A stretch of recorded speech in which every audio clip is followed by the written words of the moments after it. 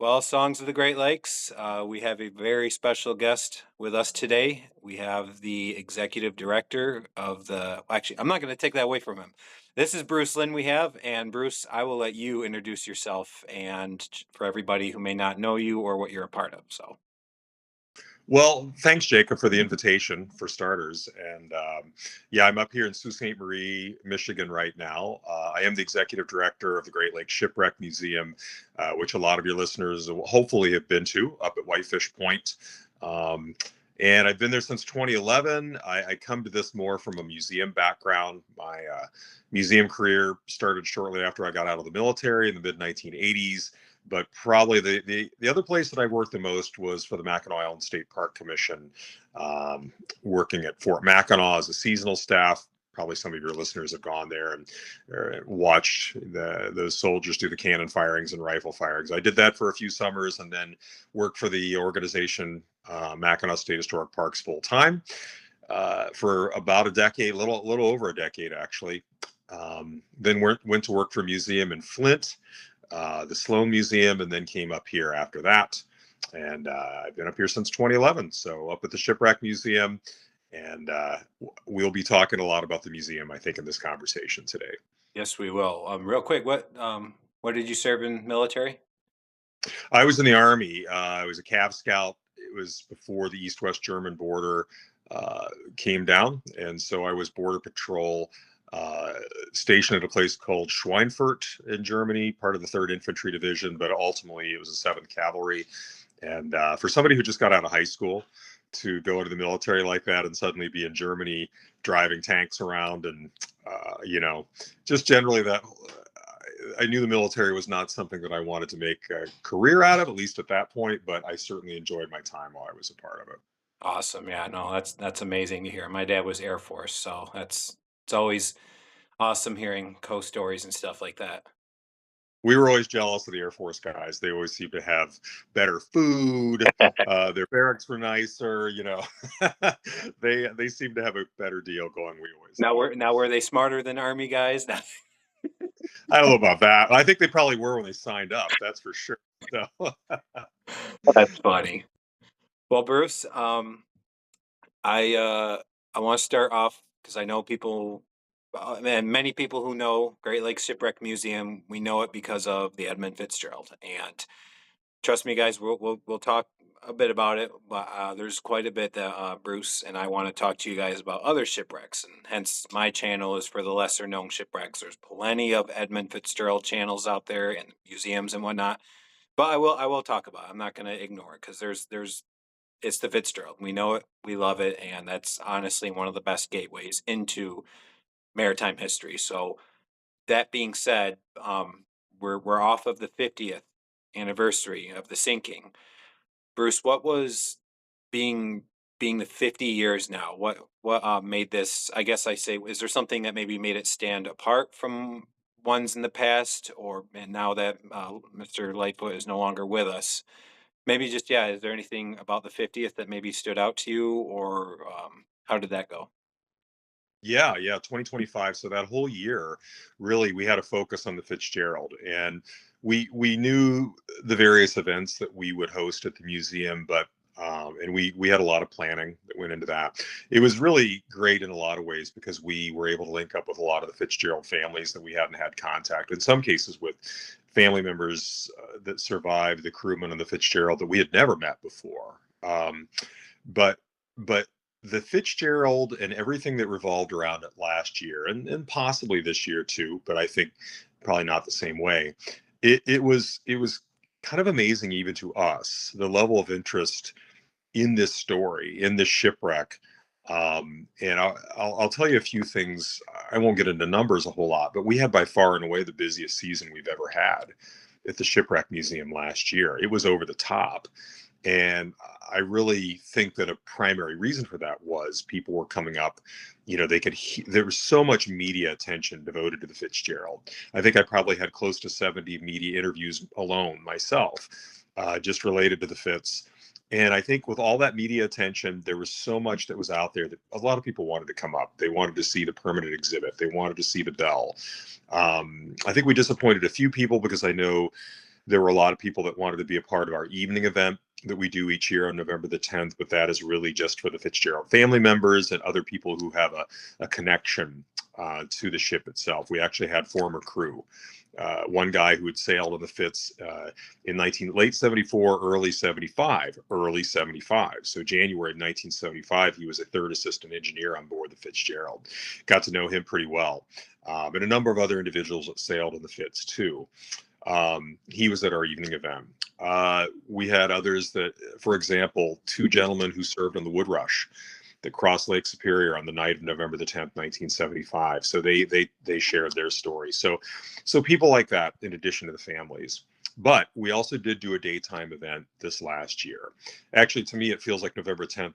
November the 10th was only a few weeks ago, but here we are, we're in February already, so time flies. But we did do an outdoor event. The governor of the state of Michigan, Gretchen Whitmer, came up for that. Senator John DeMoose came. They both were speakers for it.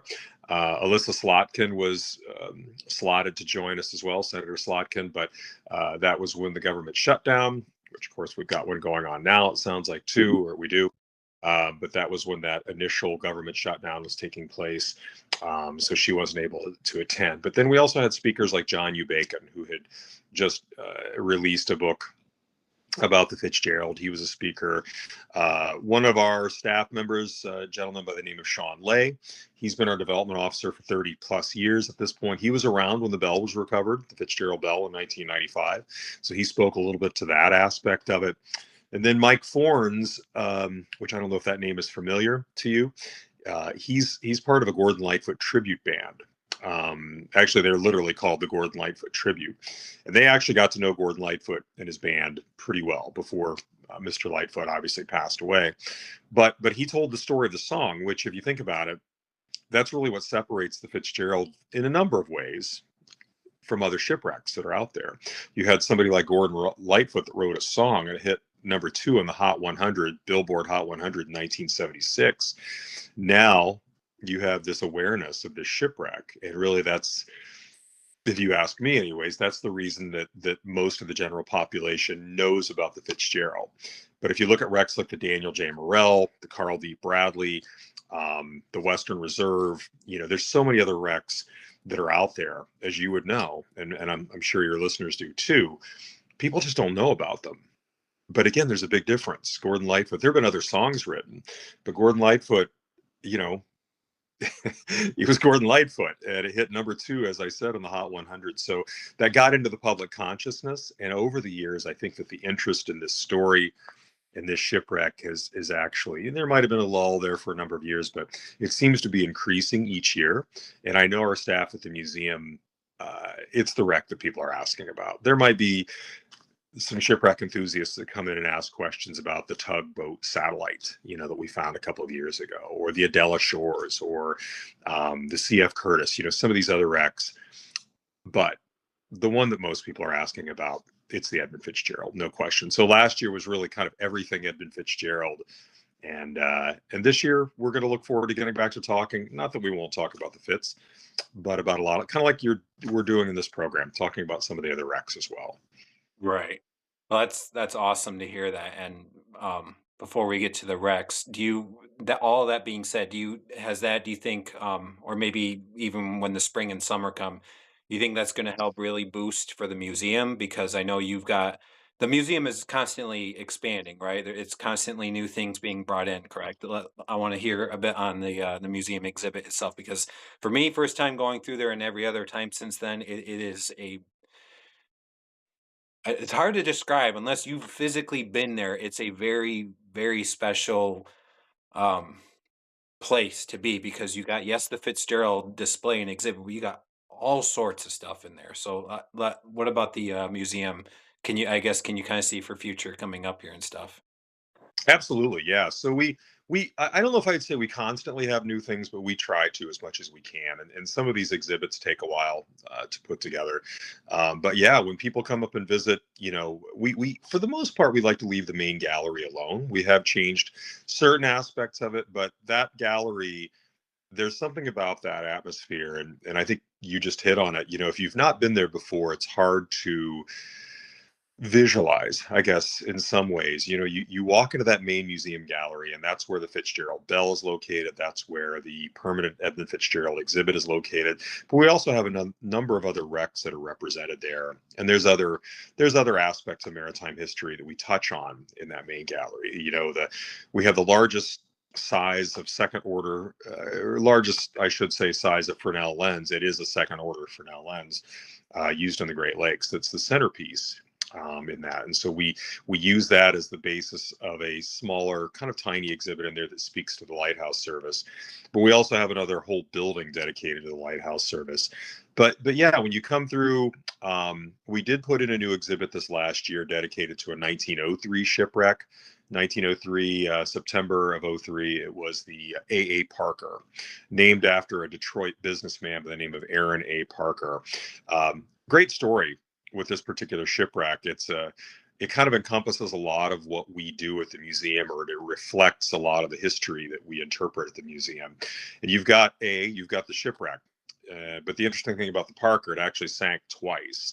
It was called the Kasota. Originally, it sank in the Detroit River after being rammed by another ship. The city of Detroit hit it.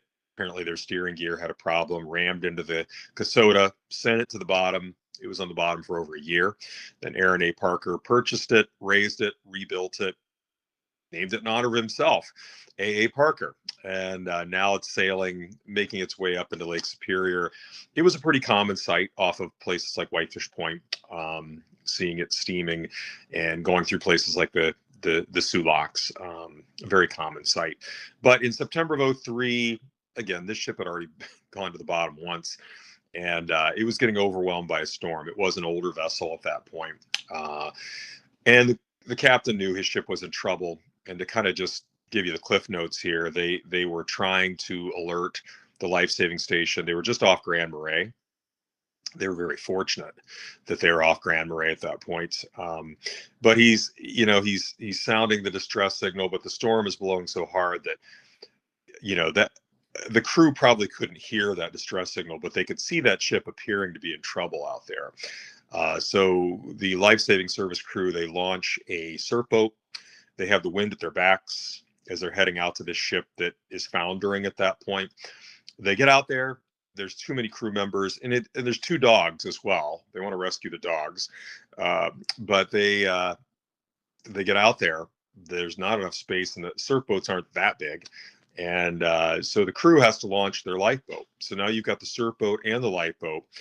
You've got the life-saving service crew in the surf boat with some of the crew members. You've got the lifeboat with the rest of the crew and the two dogs, and they start making their way to Grand Marais. But there's a problem at this point, and it was shortly after they launched that lifeboat got away from the ship that the ship just went to the bottom, just vanished, and they start pulling on those oars. They're trying to, get back to Grand Marais, but now it's a headwind, and it's a really strong one, and they're just not making a lot of headway. And I think I'm trying to remember if it was a couple of hours that they were still pulling on those oars and still fighting that storm, trying to get back. In the meantime, the community of Grand Marais is seeing this drama unfold right off of their shoreline. And a couple of intrepid tugboat captains decide to take it upon themselves. And I'm trying to picture the conversation leading up to this decision, but they decide to get those tugboats out there, and they are able to get lines to the surf boat and the lifeboat, and they pull them in. They bring them into Grand Marais.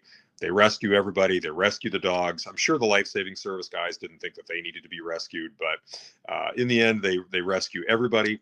And the Shipwreck Society did locate this wreck, and we've had some good luck, searching for shipwrecks and finding them. But this was back under my predecessor, a guy by the name of Tom Farnquist, who was the first director of the Shipwreck Museum. But we created this exhibit. We opened it up this year. We have some of the artifacts from the wreck, but primarily what we have are a number of interpretive panels that really tell the story, and it is a great story. And that just opened up this last year. There is an exhibit dedicated to the Daniel J. Morrell. I'm sure you're familiar with that, and I think probably a lot of Remind me, do you guys have one of its bells, or is that what? Am I correct on that? You guys have one of the Morel's bells? Is that right? We do. I didn't know there was more than one, but yeah, we have it on loan from the state of Michigan. So Okay. that is, and it looks pretty beat up. I mean, it's you can tell that thing went through a lot. It's different than the Fitzgerald Bell in that sense. The Right. Fitzgerald Bell polished up and everything else, but yeah, we have a number of artifacts from that wreck that came from Dennis Hale. So if you think of that wreck, out of a crew of 29, Dennis was the only survivor. When Dennis passed away, his wife shared, and he had apparently let her know that when he passed, he wanted to share these artifacts. And so she shared a lot of his collections with us, and those became the basis of the exhibit. And it's a pretty colorful exhibit too. And we cover the story of Dennis. We cover the story of the ship. We pay very special attention to the crew that was on board, and then of course the discovery. Think of Dave Trotter, and it just that's a great story too. So we try to uncover these stories, and I'm kind of rambling with all this, but it speaks to two shipwrecks that a lot of people just have never heard of before. Mm. But if you look at the morale, I mean, this is a huge ship, and they're just fantastic stories. One that you guys have that's, at least for me, is a personal favorite is the Superior City. You guys have one on the Superior City. Now, I long when the channel first started, the episode's a bit rough with like editing, but like I may revisit it. But when I first learned the Superior City, I'm like, wait, what? It blew up and the collision, and I'm like, man, I mean, in terms of like events happening, a ship blowing up out on Superior, like that's not, well, yeah, whatever happened. Like, and then the amount of guys that unfortunately died on that, like the Superior City is at least one of my personal favorites. Every time we come up, I always love checking because you guys have, like you said, you have a bit of artifacts from that, correct? It's true. Yeah, I mean, and those again are on loan from the state of Michigan as well. Yeah, I mean that story of the Superior City. Believe it or not, I think maybe part of the drama combined with that story of the ship, when the boilers, when that cold water hit those and they blew up, and that was it for a lot of the crew at that point. I forget exactly how many crewmen died on that ship, but the idea of collision out there, a lot of those wrecks that are represented in the main gallery are collision, and it speaks a little bit to the amount of ship traffic back in the day versus what we have now. I mean, if we see 4 or 5 ships, maybe 6 pass in a day, that's pretty impressive. But if we would have gone back to the turn of the century or before, it would have been like a parade of ship traffic passing. And if you put fog in that mix, if you put snowstorms, rainstorms, whatever, reduced visibility, and if you look at the technology they didn't have No at the radar. time.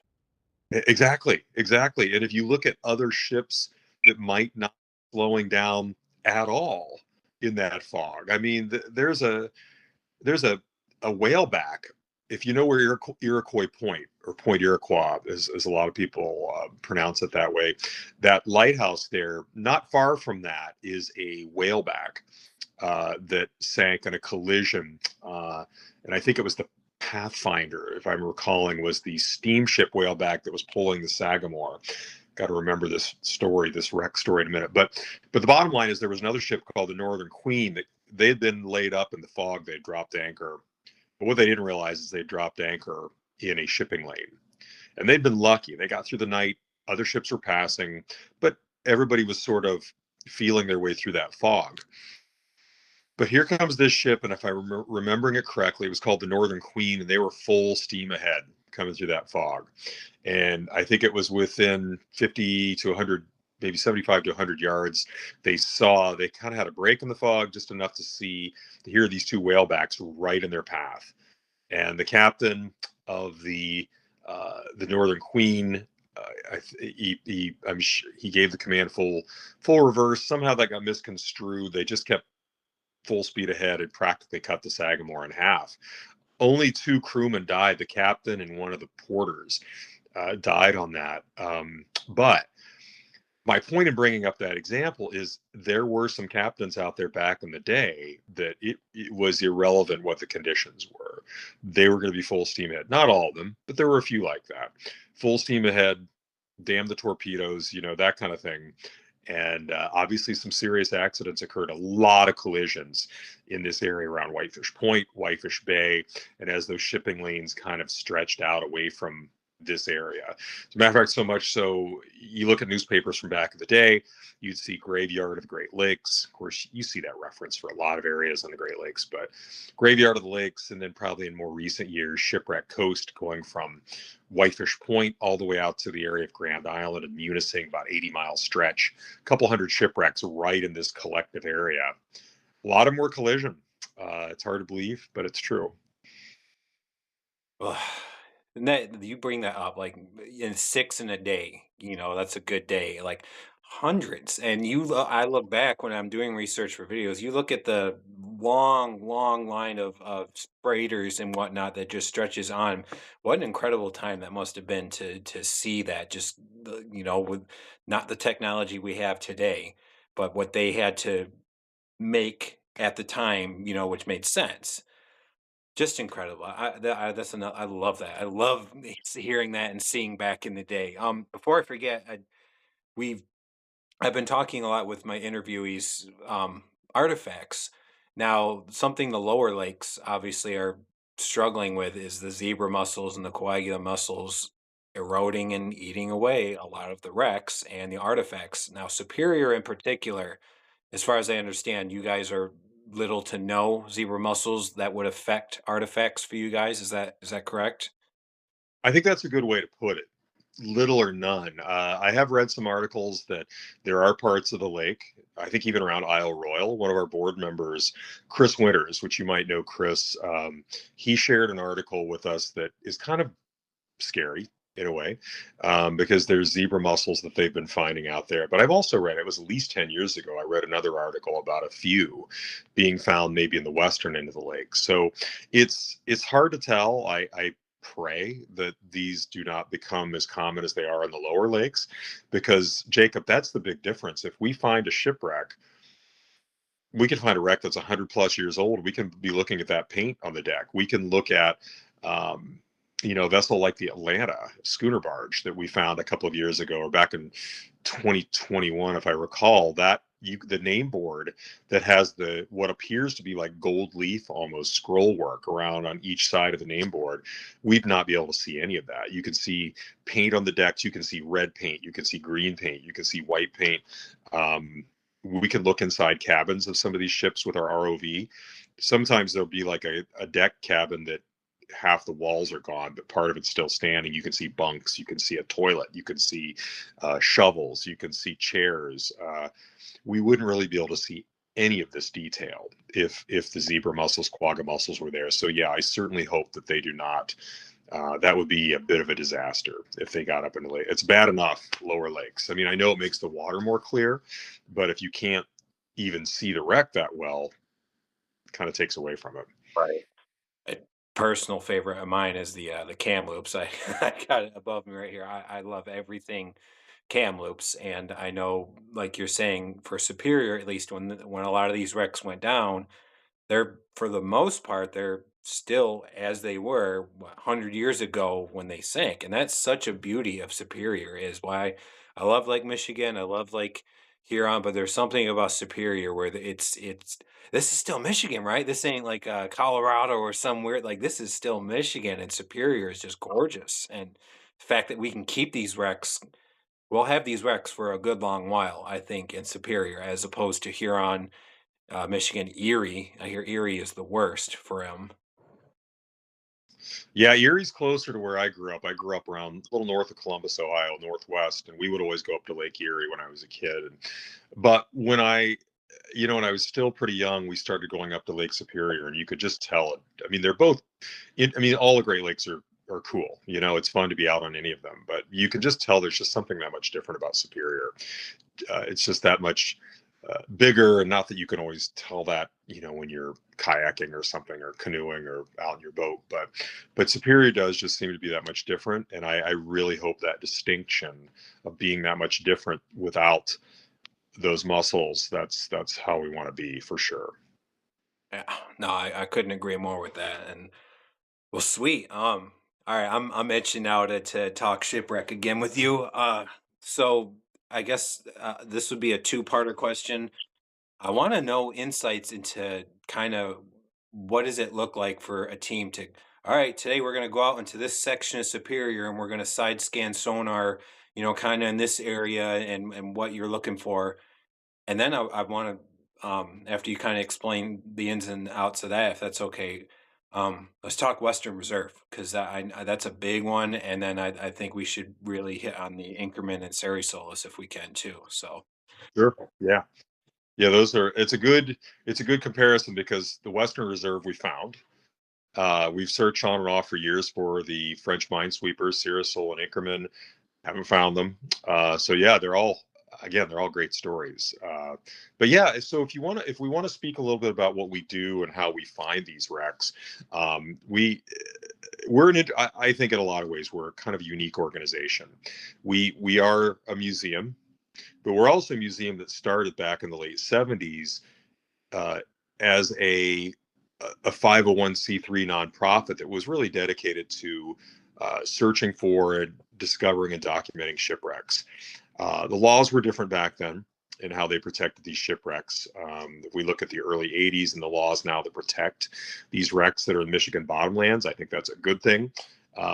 But this organization, the Great Lakes Shipwreck Historical Society, did have more of a focus in the beginning of looking for and documenting, searching for and documenting these shipwrecks. Things were brought off of those wrecks in the earlier years. Those later reverted over to the state of Michigan after those laws were passed. But it's an interesting evolution too on how we've searched for these wrecks. I only came in 2011, so I'm kind of a late comer to these things, and it's not really I didn't have classes on sonar technology when I was at Eastern Michigan in their historic preservation grad program there. So I lean pretty heavily on our crew that we have. We have a director of marine operations. His name is Daryl Ertel. The first mate on our research vessel is Dan Ertel, his brother. They're really a good team. And then the rest of us pitch in where we can. Now, what does that actually mean? Well, in the winter, this time of the year, Dan and Daryl, but particularly Daryl, is mapping out areas of Lake Superior that we're going to want to search. So there's a lot of grids that they set up.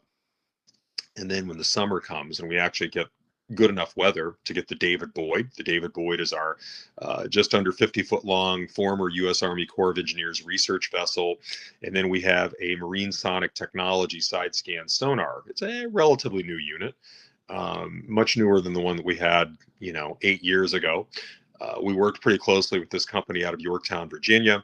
And what we told them was, if you give us a really good deal on this, because we're a little nonprofit, we will put as much PR out there as we can about how great your product is, helping us to find these shipwrecks. And that's exactly what we've done. They kind of pretty much gave us about a half price deal on this system. And what ends up happening, so as I said, Daryl and Dan work together, but primarily Daryl mapping out with the help of some researchers too, mapping out some areas on Lake Superior. That's primarily where we search. That's really almost entirely where we search these days. But some of these other researchers help us. Dan Fountain out of the Marquette area, Fred Stonehouse out of Marquette, a guy by the name of Mike Spears down in the Detroit area. Ken Merriman, you probably heard that name. had him on the channel. Yep. There you go. Yeah, he's helped us too. Bob Campbell, you may not know that name. Bob's a longtime researcher and photographer of ships on the Great Lakes. He's even got his own book out. Really, what has now become, and I don't think he'd like to hear this referred to as historic photography because he's the one that took the pictures. But yeah, I look back on them now, and some of those are like, holy cow, that's got to be from the '60s. Some of the pictures. But in any case, we get a lot of help from these people. Daryl sets up the grid. We all kind of tune into this research to try to learn more about some of the wrecks that might be in certain areas.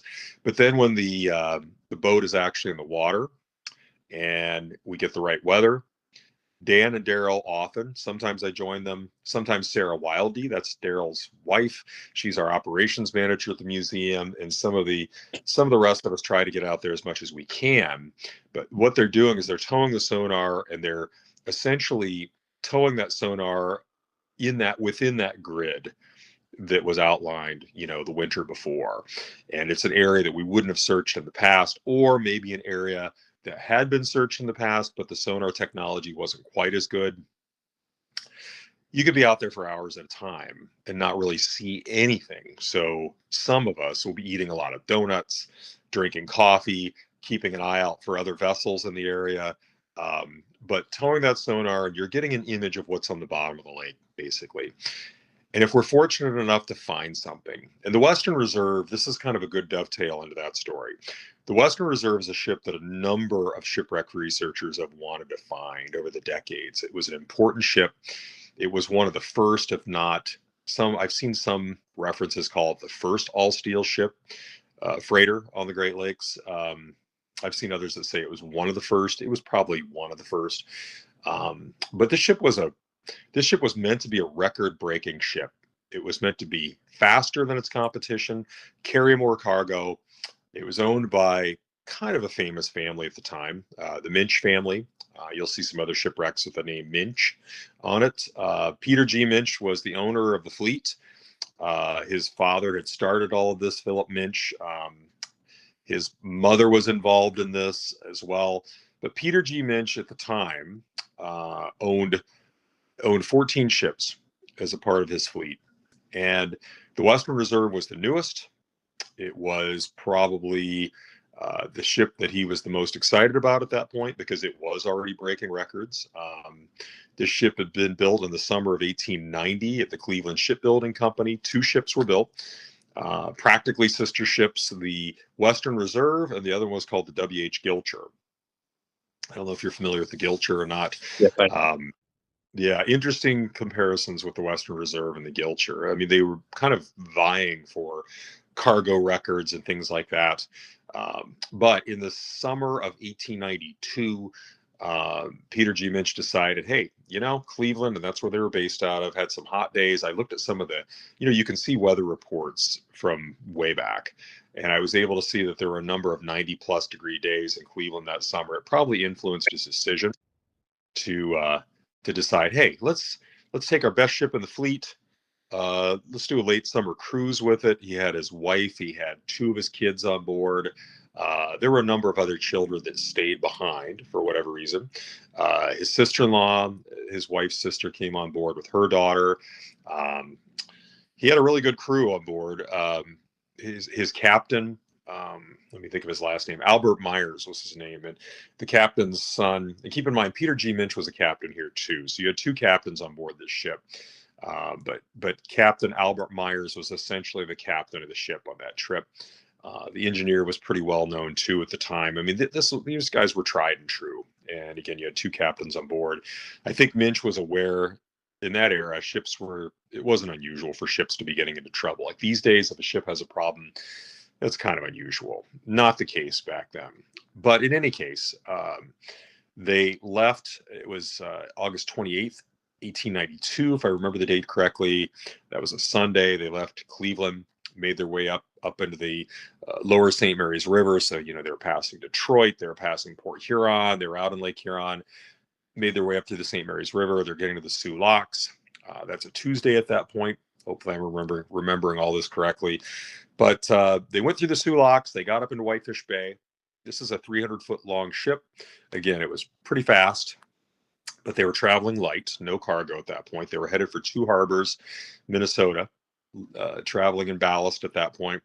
They got up into Whitefish Bay. The weather was starting to turn. I mean, the trip so far for them had been like the perfect summer cruise. A lot of newspaper articles reflect even how, when they went through the Sioux Locks, how people could see Captain Minch up on the bridge or up on the flying bridge and with his kids. And everybody just seemed to be having a nice time. Maybe the crew was working no matter what. Maybe they weren't quite having as much fun. But bottom line is they got through the locks, got up into Whitefish Bay, dropped anchor because the weather was looking a little bit lousy at that point. They waited for a little while, not super long, but probably Captain Minch and Captain Myers conferred about the conditions and decided, you know what? Doesn't look like it's getting any worse. Let's bring the anchor up. Let's get underway. And that's exactly what they did. And they made their way around Whitefish Point. And if the lighthouse keepers there at the time were, those lighthouse keepers really kind of had to keep an eye on ship traffic too. They probably saw the Western Reserve round Whitefish Point and disappear, heading off to the west. A few hours later, we're getting closer to, and again, this is Tuesday, August the 30th, 1892, roughly around 9 p.m. And this ship was kind of getting beaten up at that point because they were riding so high in the water. I can only imagine everybody in their cabins because it was a gale blowing at that point. The ship's riding rough, getting beaten up a little bit, but right around 9 o'clock, there was this terrible crash that just reverberated through the ship. That's the only way it was described, was a crash, this noise like a crash. And what it was the ship was breaking up. It was literally tearing itself in two at that point. And you would think it would be pandemonium that would follow that, because you've got women and children on board. The crew, I don't think anybody would have ever expected, much less Peter G. Minch, the owner of the ship. No one would have conceived of something like this happening. But what ended up happening at that point is described as being very calm, uh, everybody kept their wits about them and got to the stern of the ship. For one reason or another, the ship was still going full steam ahead at that point. Not really sure why that is. At least that's what was reported after the fact. But they lowered the lifeboats. They had two lifeboats. They had a wooden one. They had a steel one. The steel lifeboat was lifeboat number one. The wooden lifeboat was lifeboat number two. Most of the crew got into the steel lifeboat, lifeboat number one. The family members, the kids, the women, children, and Peter G. Minch and some of the rest of the crew got into lifeboat number two. That was the wooden one, and those were lowered. As soon as the steel lifeboat got in the water, and there seems to be a little bit of confusion exactly how this happened, but that ship overturned, or that lifeboat rather, overturned almost immediately when that one got in the water. So now a good chunk of the crew is out there in the water. They're at the stern of the ship. That ship is still full steam ahead. Um, Most of them just disappear, except for two of them. One was Carl Myers, Captain Myers' son. He was a wheelsman, and the other was a wheelsman by the name of Harry W. Stewart. So you had two wheelsmen that got pulled on board that wooden lifeboat, lifeboat number two. And at that point, they're pulling away from that ship as fast as they can. And within, I think they say about 15 minutes, if I remember correctly, that ship sank, just disappeared. Everybody had to have been, and there was only one lifeboat at this point, and it was overloaded. And they're in the middle of a storm that just broke their ship and sank it. Had to have been in a state of shock. Everybody, I mean, they went from their summer cruise to within a few hours of getting out into Lake Superior. They're about 60 miles roughly northwest of Whitefish Point. So they're out there. They're out in the middle of that lake, probably 25 miles from that southern shoreline of Lake Superior. And shortly after the ship sank, it gets dark. It was still light out when it sank, but probably pretty dark. It's really getting dark now. They're out there in the middle of the lake. The wheelsman, Harry W. Stewart, recollected afterwards that they were bailing with hats. They were doing everything they can do to bail this overloaded lifeboat. It's like something out of a movie almost, trying to bail out that lifeboat. And then at one point in the middle of the night, because they ended up being out there for 10 hours, middle of the night, another ship passes and they can see its lights. They believed it was a ship called the Nishoto, which actually ended up sinking in later years, not too far from there. But the Nishoto passes. They're trying to do everything they do. They were screaming, yelling for as much as a half an hour. They even tried to light one of the ladies' shawls on fire because they didn't have any flares or anything like that. So they're trying to light one of the women, one of her garments, one of her shawls on fire to try to get attention of the ship that's passing. But again, like something out of a movie, that ship just disappears over the horizon and it's gone. They didn't see them. They had to have been just horrible to know that they were that close to being saved, and the ship just disappears. So they have hours ahead of them in that storm. They're pulling for the shore, and they're getting closer to one of the life-saving stations. At that point, there were 4 life-saving stations along that shoreline. Vermilion being the closest to Whitefish Point. I don't know if your listeners are familiar with the life-saving service, but these are predecessors to the Coast Guard. These stations, or at least the life-saving service as an entity, is a predecessor to the Coast Guard. But you had stations that had crews. They could be in some cities, but in a lot of cases, they were in places like that stretch of shoreline I was just telling you about, that what became to be known as the Shipwreck Coast. Four stations. You had Vermilion, you had Crisp Point, you had Deer Park, and the Two Hearted River Station. This lifeboat, number two, with these Minch family members on board, the women, the children, some of the other crew, the two guys that got pulled out of the number one lifeboat, they get within a mile of shore. This is when I think many of them knew, at least the crew, this is going to be the hardest part with the way the breakers are crashing in. To be able to land that boat safely without it getting overturned would be a bit of a, a real, it'd be a miracle for them. Well, in the end, sadly, there was no miracle in that. Well, maybe there was, but we'll talk about that in a minute. But the boat got overturned. Everybody was in the water at that point. I mean, they're lucky it's August for starters. If it were November, December, if it was April, May, think of how much colder it would have been. But the boat gets overturned. Harry W. Stewart, one of those wheelsmen that was recovered out of that metal lifeboat, steel lifeboat. In the end, he was a strong swimmer and he was a young guy. He and Carl Myers, the captain's son, the other wheelsman, they were getting close to shore. They could hear people screaming, and then suddenly they didn't really hear anything but the wind and the waves.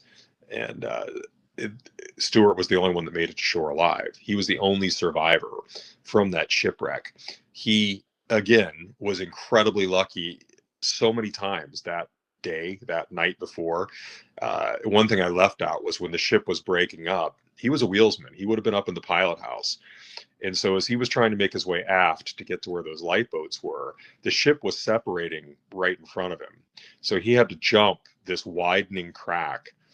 Imagine that for a second. So he had to take a run and jump. I mean, he could have died right there. He could have died when that number one lifeboat overturned, but he got pulled into the number two lifeboat. He should have probably have died when that lifeboat overturned within a mile of shore. If it would have been any other time of year, at least with cold temperatures, he probably would have died of exposure. But the man had an angel on his shoulder during that whole episode, and he probably collapsed. There's some kind of conflicting reports here, but he probably collapsed on that shoreline for a while and was able to get up, walk to the Deer Park station, let the keeper, the guy in charge of that station, know what had happened. And we can see this in the life-saving service reports, the ledger kept by that keeper from that station. We can see it all written out. It's interesting, and it coincides, it dovetails with so many of the other reports. But here's the bottom line. We wouldn't know any of this if it wasn't for Harry W. Stewart. Maybe there would have been bodies that would have washed on shore, and people would have known eventually that the Western Reserve sank out there.